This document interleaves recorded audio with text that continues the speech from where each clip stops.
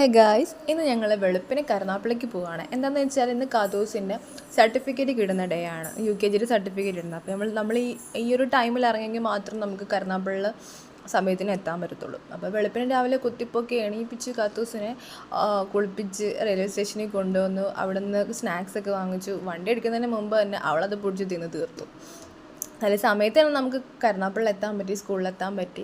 സ്കൂളിൽ ചെന്ന് പ്രോഗ്രസ് കാർഡൊക്കെ കണ്ടു. അത്യാവശ്യം മാർക്കൊക്കെ കാത്തൂസിനുണ്ട്. അങ്ങനെ കുട്ടികളെ എല്ലാവരെയും ഡ്രസ്സപ്പൊക്കെ ചെയ്ത് സ്റ്റേജിൻ്റെ ഫ്രണ്ടിലോട്ട് കൊണ്ടുപോയി.